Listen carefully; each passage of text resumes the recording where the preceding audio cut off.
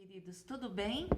Eu resolvi, montar esse vídeo para que vocês tenham uma compreensão melhor da prática psicopedagógica em relação às provas piagetianas.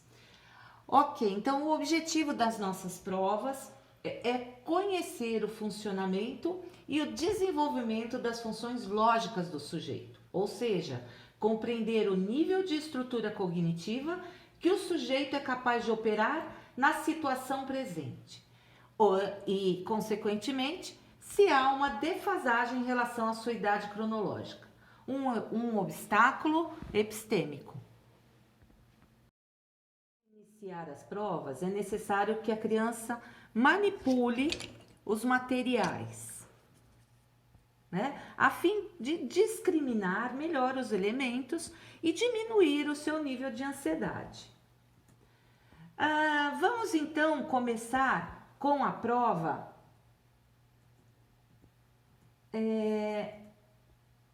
da seriação. Essa prova pede para que o examinador dê para a criança 10 bastonetes. Então, vamos colocar isso para cá. Então, nós vamos disponibilizar os bastonetes para a criança, ok? E dar a primeira consigna. Reparem que eu coloco os bastonetes ou os palitos, como assim desejarem, em desordem, ok? Então, a primeira consigna é: olá, gostou dos nossos brinquedos? Que bacana, não é? Então, você vai fazer aqui uma escadinha com todos esses pauzinhos, colocando eles em ordem do menor para o maior. Se a criança não conseguir, o psicopedagogo vai fazer uma demonstração, de uma série inicial. Então, nós vamos pegar somente 3 pauzinhos, e demonstrar o que é que nós estamos pedindo. Num segundo momento da prova de seriação, nós vamos dar, então, uma segunda consigna. No entanto, não se esqueçam, é importante registrar a ordem em que a criança escolhe cada pauzinho. E como faz cada escolha? Se ela vai buscar um anteparo, se ela simplesmente vai por tentativa e erro, selecionando, como que ela vai fazer esse processo? E eu vou, como psicopedagoga, como examinadora, avaliando, olha, aqui é tentativa e erro, tá? E eu vou avaliando a estratégia que essa criança está utilizando. Se o avaliado seriou, faça o procedimento com a disposição a seguir. Ou seja, nós vamos para a segunda consigna, que é o que chamamos de verificação da exclusão. Então, eu vou pedir para a minha criança fechar os olhos, não é? E depois que a minha escadinha estiver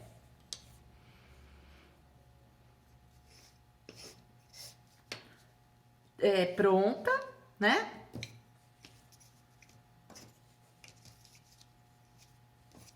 Vejam que até pra gente, não é uma tarefa fácil de fazer.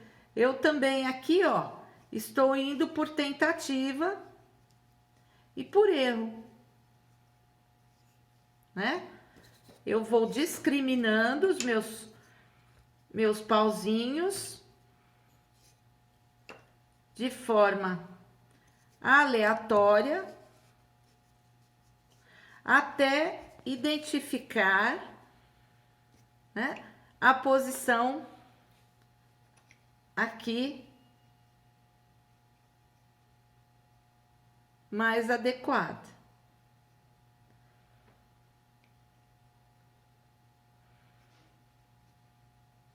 Como vocês podem reparar, né?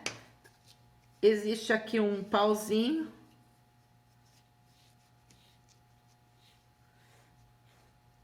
Que tem uma altura mínima, o que não é correto, viu, gente?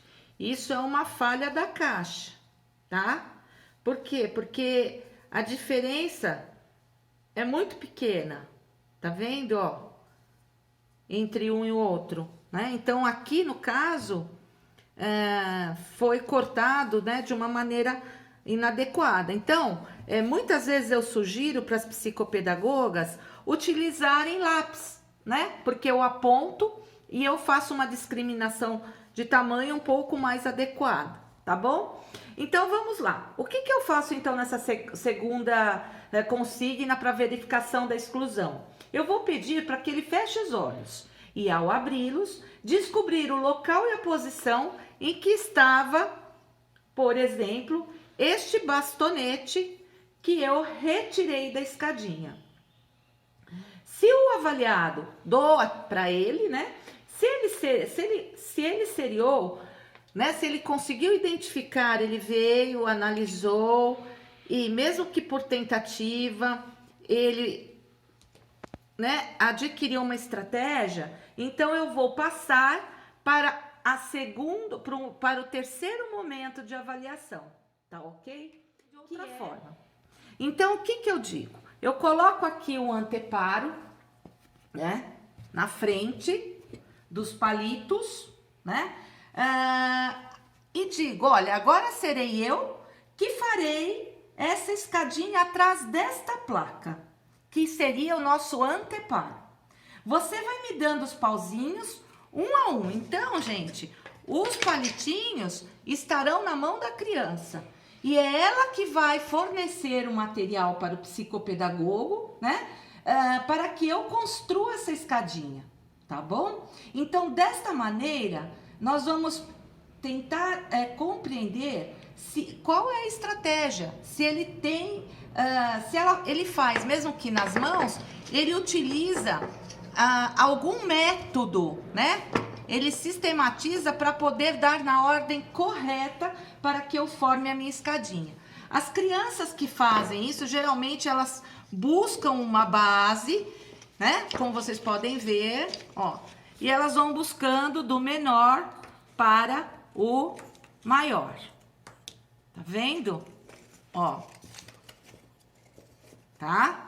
Ou se não, se ela precisa utilizar novamente, montar a escadinha novamente, criar uma outra estratégia, então ela precisa de um tempo maior para realizar. Tá ok? Essa é a nossa prova de seriação. Lembrem-se, nós temos 3 níveis de avaliação. Não conserva, ou seja, a criança não entende a proposta e vai colocar os bastões em qualquer ordem. Nível 2, o intermediário, ela vai por ensaio e erro, compondo a série. Compara cada bastão com todos os demais até achar o que serve. E nível 3, conserva, ou seja, com facilidade ela vai antecipar a escada, fazendo metodicamente a sua construção, colocando primeiro os bastões menores e a seguir, em graduação, consegue verificar a exclusão e a seriação oculta.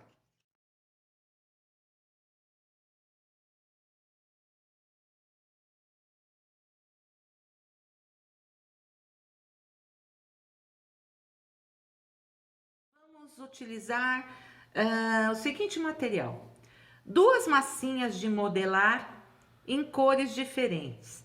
Sempre escolha, né?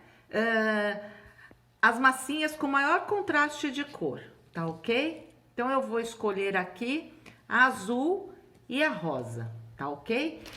Sempre utilize as massinhas que sejam retiradas da caixinha, já com o seu formato original e cilíndrico, ok?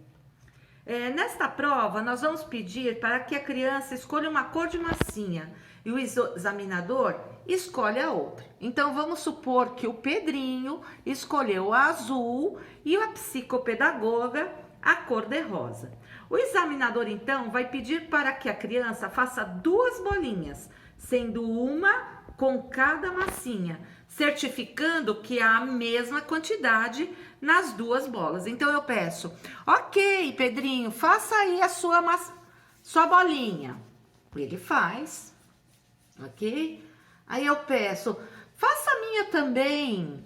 Ele vai pegar a minha massinha e ele vai fazer, então, 2 bolinhas, ok? A do Pedrinho, deixa eu arrumar aqui, e a da psicopedagoga. Muito bom. Na primeira situação, né, nós vamos pedir para que o Pedrinho pegue a massinha dele e faça uma salsicha em sua massinha. Ok? Vamos supor, então, que aqui seja uma salsicha. E vamos perguntar, será que agora eu tenho mais massa na salsicha ou na bola? Ou temos a mesma quantidade? E aí a criança vai te responder. Você aguarda o tempo para processar a informação e diante da resposta você vai perguntar. Como você sabe? Né? Neste momento, anotamos o que foi dito, né? E partimos para aquilo que chamamos de contra-argumentação. Se a criança não conservar, né? Vamos perguntar, você lembra que quando nós tiramos as massinhas da caixa e você fez as bolas, tinha o mesmo tamanho e o tanto de massa? E agora, o que você acha? Neste momento, né, nós anotamos a resposta da criança e passamos então ao que chamamos de retorno empírico. Ou seja, caso essa contra-argumentação não resolver, ela ainda assim não consegue conservar, né? O psicopedagogo vai fazer uma nova pergunta. E se dessa salsicha eu fizer novamente uma bolinha, teremos a mesma quantidade de massa ou não? Neste momento, o psicopedagogo também registrará a sua resposta e passará então para uma segunda situação. Na segunda situação, eu vou transformar a minha massinha em uma pizza.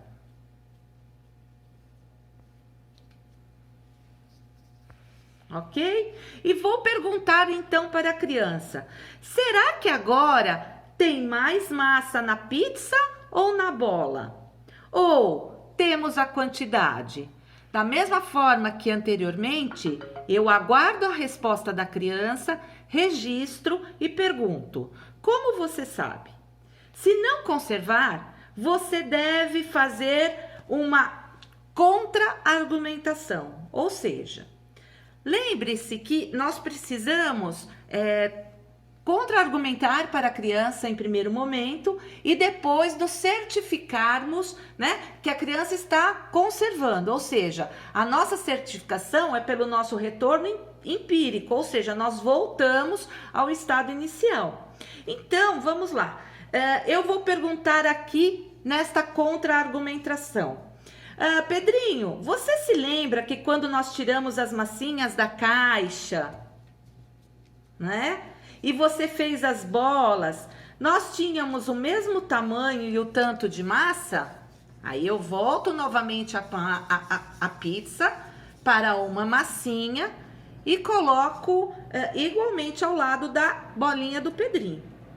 E vou anotar o que o Pedrinho acha, né, disso, né? Então eu vou perguntar para ele. E agora, o que você acha que aconteceu, tá? Nesse mesmo momento, eu vou me certificar se ele está mesmo pensando de forma correta. E vou fazer o quê? O retorno empírico. Então, caso essa contra-argumentação não resolve, né? Ele volta a não conservar, eu vou voltar lá e perguntar: se dessa pizza eu refazer a bola, teremos a quantidade de massa ou não?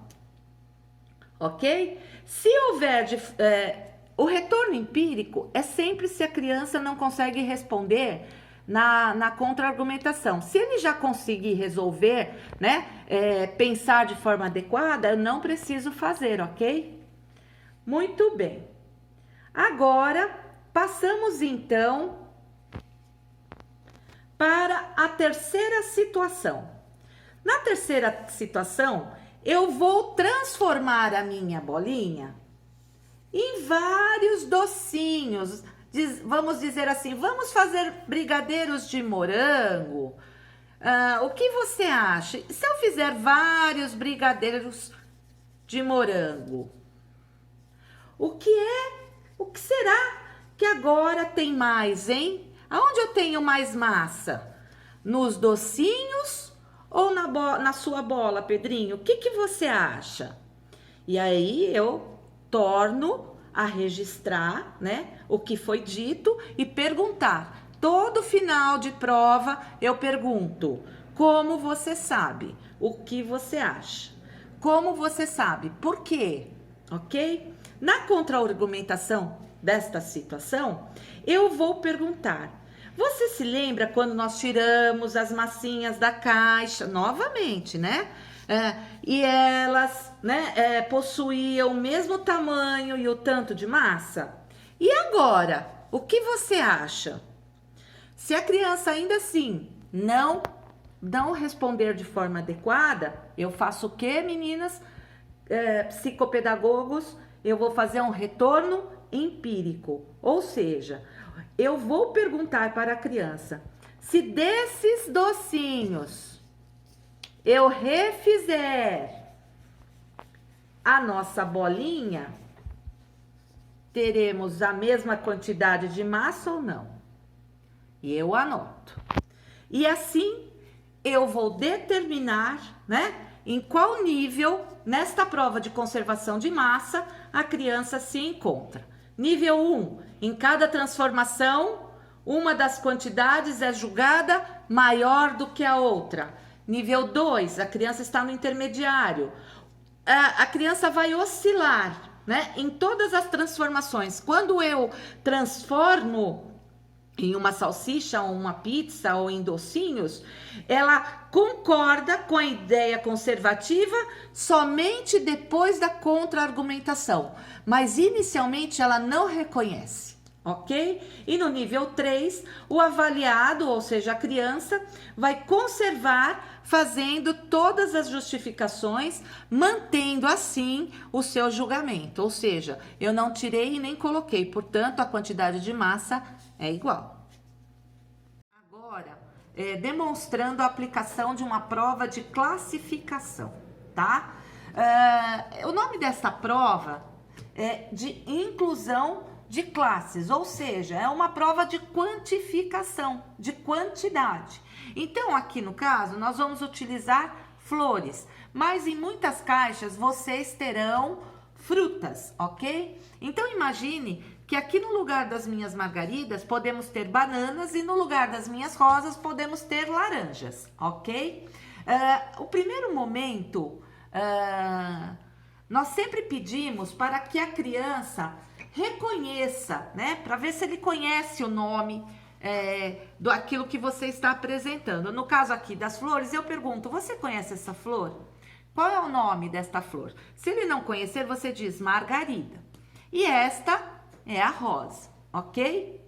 Então, eu vou perguntar e pedir para que ele, né? Então, eu vou disponibilizar num primeiro momento todas aqui as flores misturadas. E vou pedir para que ele separe as rosas das margaridas. Este é o nosso primeiro momento. No nosso segundo momento, eu vou começar fazendo as perguntas. Então, imagine que ele já separou, ok? E aí, eu vou fazer a pergunta. Pedrinho, o que que nós temos mais? Laranjas ou bananas? Ele vai responder e o psicopedagogo anotar. Se eu montar 2 cestas, imagine, tá? Que eu vou montar uma cesta e na minha eu vou colocar as rosas e você vai colocar as margaridas. Eu te pergunto, quem terá mais? Eu anoto e digo, como você sabe?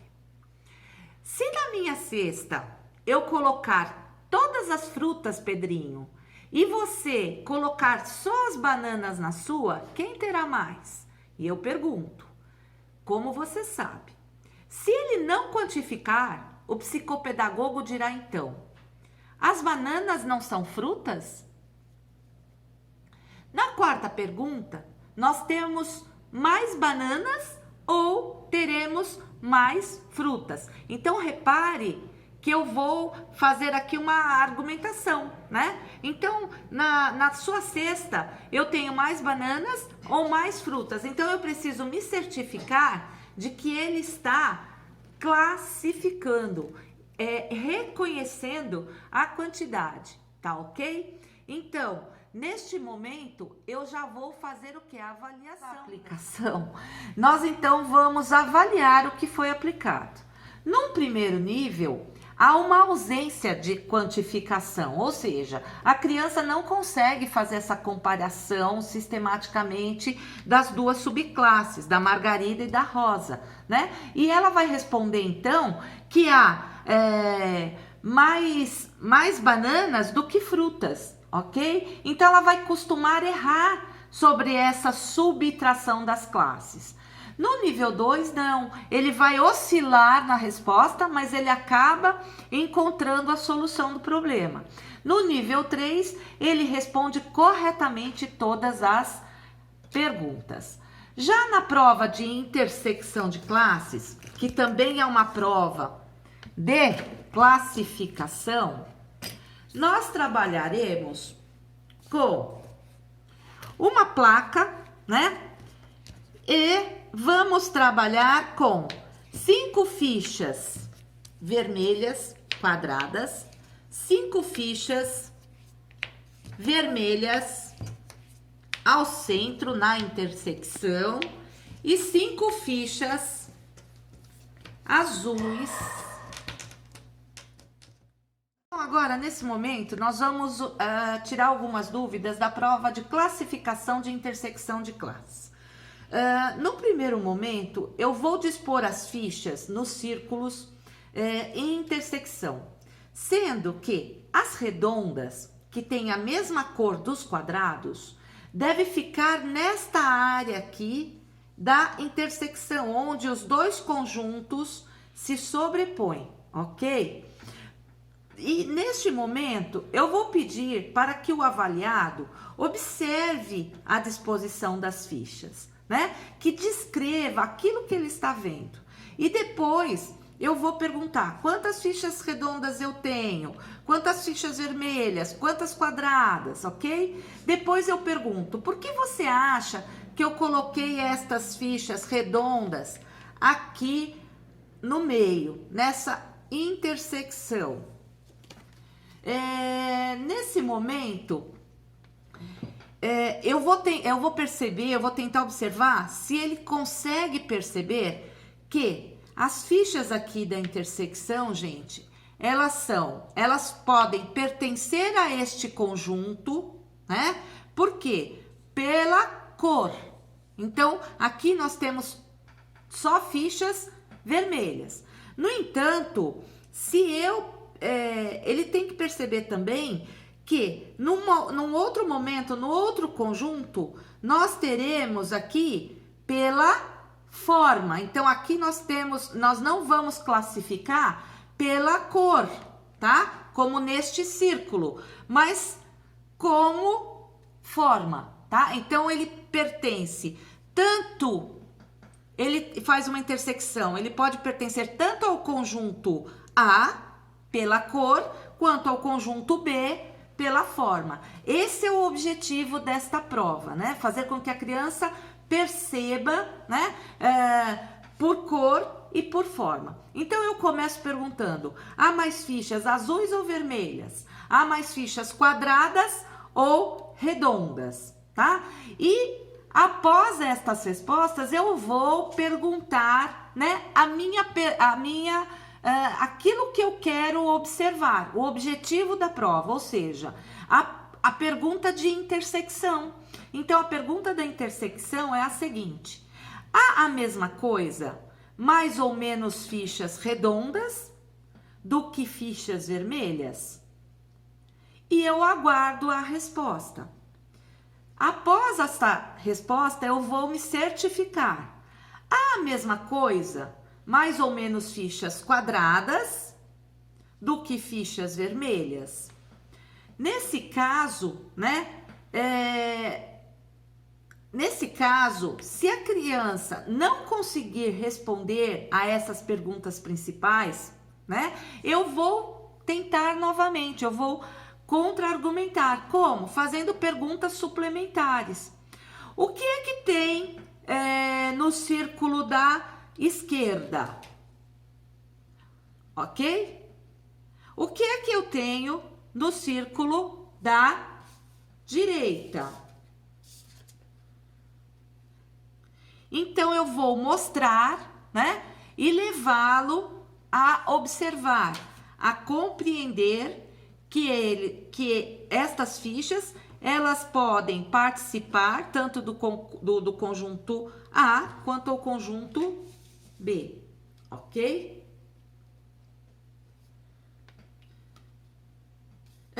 No nível, na hora de observarmos como nós vamos avaliar, né? Eu preciso perceber, né, se a criança vai apresentar erro em todas as respostas. Aí ele é considerado nível 1. No nível intermediário, ele vai oscilar. Ora ele conserva, ele acerta, ora ele não consegue fazer a observação, ele te dá uma resposta completamente contraditória, errada, tá ok? Já o nível 3, ele percebe já de cara, ele responde corretamente a todas as perguntas e já percebe, né, quando você já vai disponibilizando, aí dispondo as fichas. Isto é prova de classificação de intersecção de classes. Então, essa foi uma explicação rápida, né, para tirar algumas dúvidas sobre a aplicação das provas, mas eu quero me colocar à disposição para qualquer dúvida que possa surgir na hora de vocês aplicarem qualquer uma das provas, ok? Muito grata pela atenção, um abraço.